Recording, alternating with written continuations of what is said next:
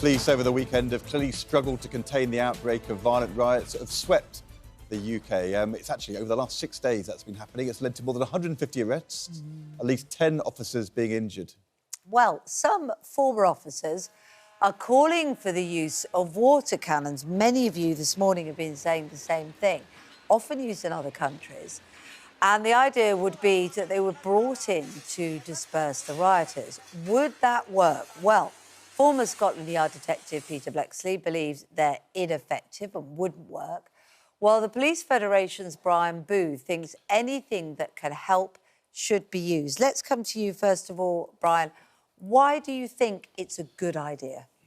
It's just another tool in the police box of tools. It's a tactic that can be used and it'll keep my officers safe and stop them getting injured. And it's not going to be ideal in every avenue of disorder, but in the more serious, I think it'd be a really effective tool to use. I mean, that's the point, isn't it, Peter, that we have the situation in Northern Ireland where there is power to use it, but it's frequently not used, in fact, isn't currently particularly very much used. So why not have that in the armoury, as Brian says? Because they're often ineffective. They're very good at making people wet and dispersing them, and often all that happens in other countries once they've been hit with a water cannon is they run away soaking wet to 2 streets down the road and carry on breaking windows or throwing petrol bombs there. So it's not a method of rounding people up to then arrest them. It's a dispersal tactic, generally speaking, and that just spreads the bad behaviour over a wider area. Mike on email says, why not spray rioters with dye? You've got that sort of smart water, haven't you? So they can be recognised and picked up and identified later by police. Would you support that? No, because water cannon, whether they've got dye or not, can be indiscriminate. So you can have a member of the media there who's trying to film, who might have their camera swept out of their hand, they get covered in dye, and then some police officer who's not fully aware of all the circumstances ends up battening them or arresting them. And members of the public who are there, rather foolishly, just to watch what's going on. Boris Johnson, when he was Mayor of London, did, I think, purchase 3 second-hand water cannon, but then they were never used. In fact, the Home Secretary at the time, Theresa May, said that they shouldn't be used. In the end, they were kind of sold by... For a fraction of the price at the cost of taxpayers, wasn't it? So when they were in the armoury, they weren't used, although, you know, in this case, because the Home Secretary didn't allow it. I mean, in retrospect, do you look back on that as being a bad decision? They should be readily available, and we should have them placed in the country where they are readily available. So if we take Rotherham last night, 10 police officers injured, a hotel potentially going to be set on fire with people inside. The police need to quickly disperse that area. I understand what Peter's saying, but I do disagree. We need that tactic.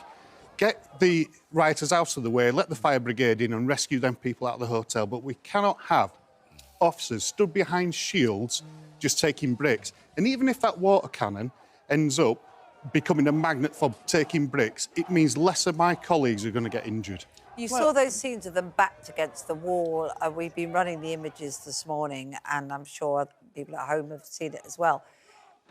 It's terrifying for those individuals. What is it like being a police officer in that situation? In 2001, I was on the front line of the Bradford riots. I was one of the 300 officers seriously injured.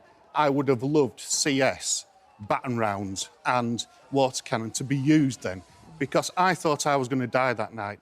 There's officers here with less than 10 years service on the front streets will have never been in violent situations. They will be scared. And anyone that tells you not, they're either lying or a fool.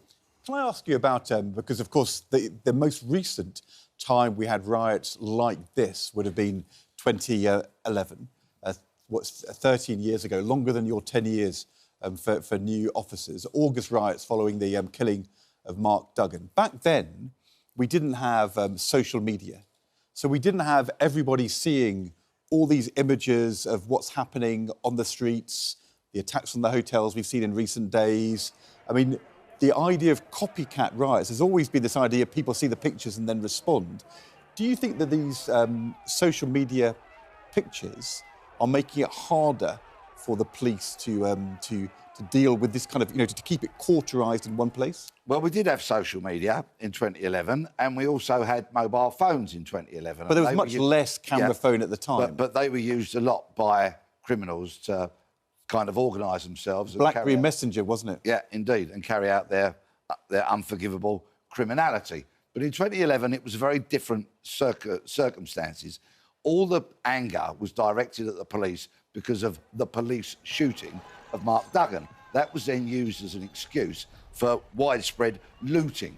We've seen a lot less looting here and far more worrying factors creeping in here. For example, yesterday, a large group of Asian men gathering together to look to try and combat people who were also carrying out criminality. So if this continues to escalate, and I have to say, all of this was sickeningly and so predictable, in fact, I did predict it on social media, that really the establishment should have seen it coming, should have been better prepared and shouldn't have allowed it to get to the situation it has now got to.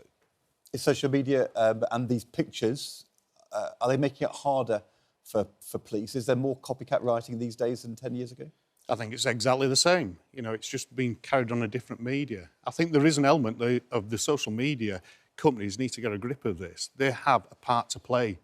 And I absolutely agree with Sakir in his stance that if you don't police your social media platforms, which we've got to remember, make millions of pounds out of the British public, if we do not, if they don't police themselves, the government should bring laws in to police them. And it does make a difference. The information spreads so fast. But as Peter said, you know, we had BlackBerry Messenger, and that was the last avenue back in 2011. And the speed with which these things spread now is staggering because of the speed and the images that we can see. Good to speak to both of you this morning. Thank you very much indeed.